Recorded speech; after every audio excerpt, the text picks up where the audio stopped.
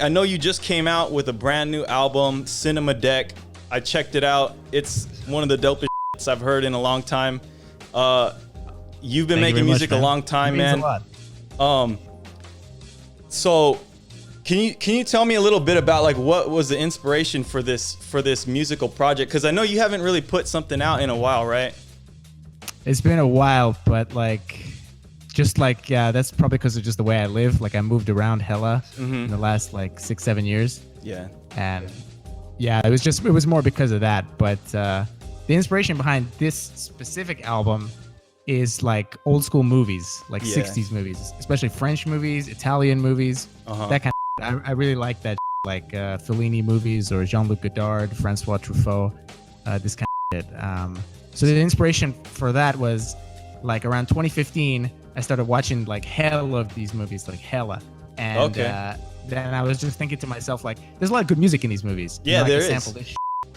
And also the quotes and stuff. And I had it in my mind to make kind of like a concept album that revolves around these.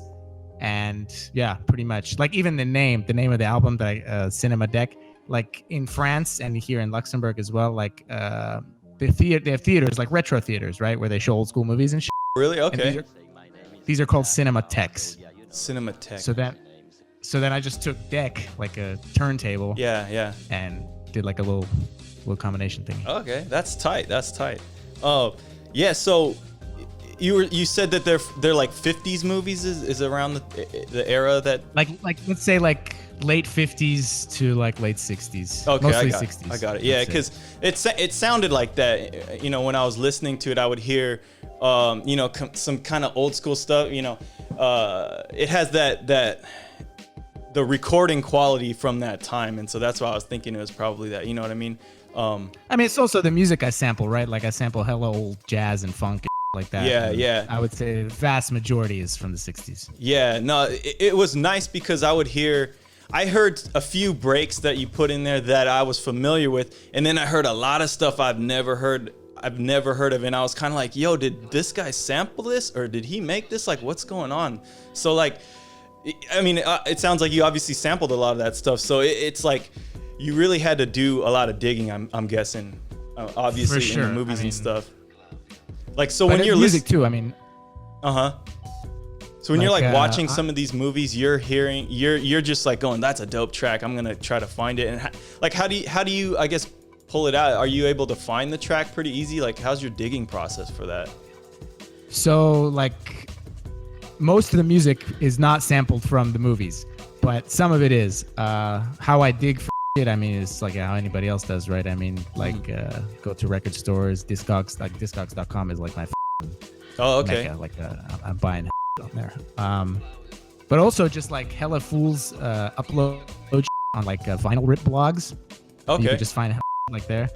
But basically like digging comes from just the old dudes used to do. You know what I mean? Like Premier or Pete Rock, or like the dudes that I admire, like DJ Shadow, DJ Crush, DJ Cam.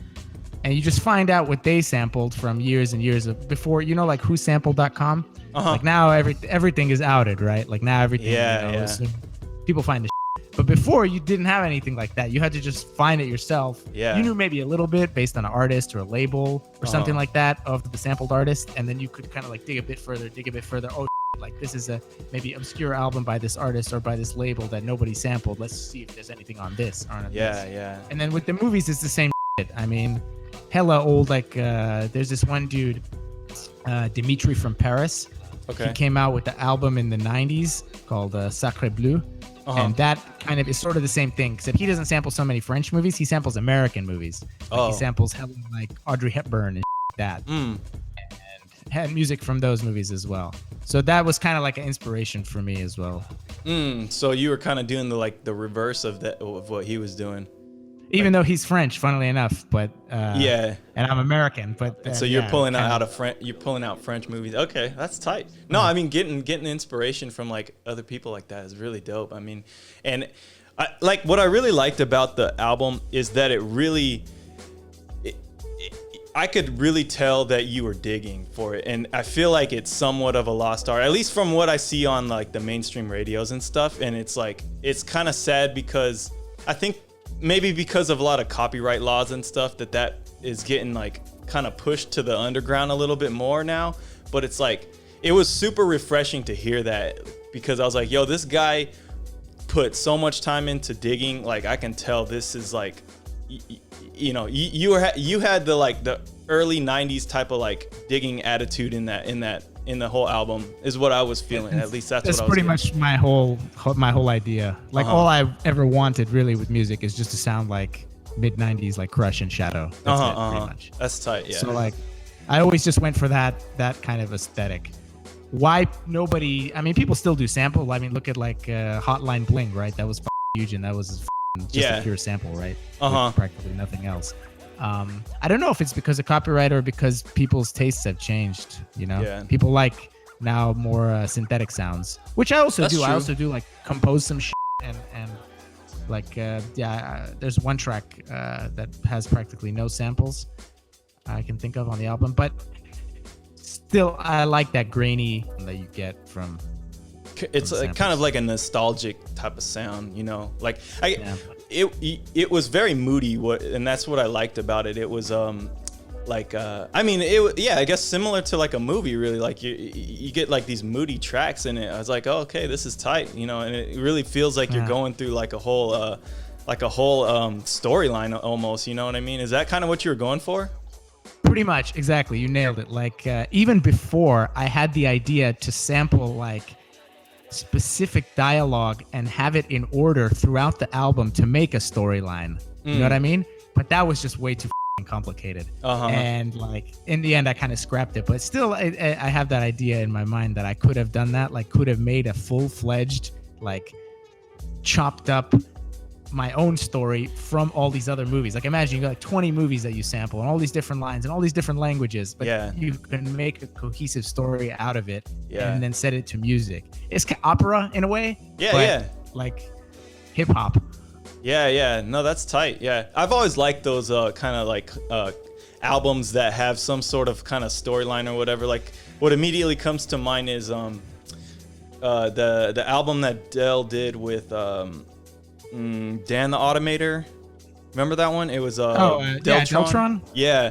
It was like super weird kind of story, but it was like it was like sci-fi. I kind of dig it, Or like, I know Kendrick Lamar does a lot of like concept type of stuff like that. He's got some kind of storyline that like loosely connects everything. I always like that, because the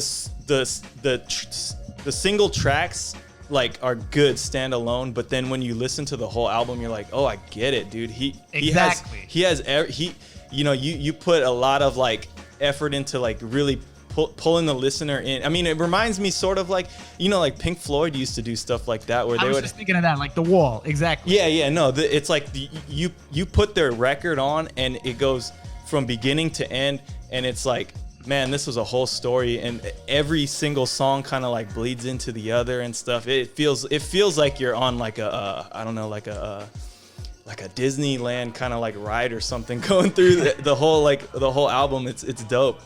So I really dig that. That's tight. Thanks, man. That's definitely kind of the approach I had. I missed back in the days how you used to have a cohesive album that people would listen to from, you know, cover to cover. Like nowadays, it doesn't seem like that's the case. I mean, now it's like kind of more single tracks. I think everybody just puts out single tracks most of the times. But I liked the album format. I always liked it. Albums are like perfect length, really, for like a listening. You know, like you sit down, it's usually about an hour to 45 minutes to like an hour, which is kind of like what I try to do with podcasts too. But it's like perfect to sit down, listen to some stuff, and just, you know, take yourself on a ride and stuff. But a lot of people don't do that anymore, which I miss. I mean, with vinyl especially, you have to do that, right? Like I'll put on like a record and just listen to it, right? You sit there. I mean, I'm in my head like digging for samples and but I have, you know, a bunch of records from like, you know, 90s guys and that, and you just have to, you gotta just sit there and listen to the thing. You gotta have all your, you know, senses kind of focused on that. So thank you guys so much for watching this video. Please click like if you liked it, or dislike if you thought it was whack. Either way, make some noise in the comments down below. Let me know what you think. And please subscribe if you're down with that broke boy and or broke girl shit. Thanks. Peace. Peace.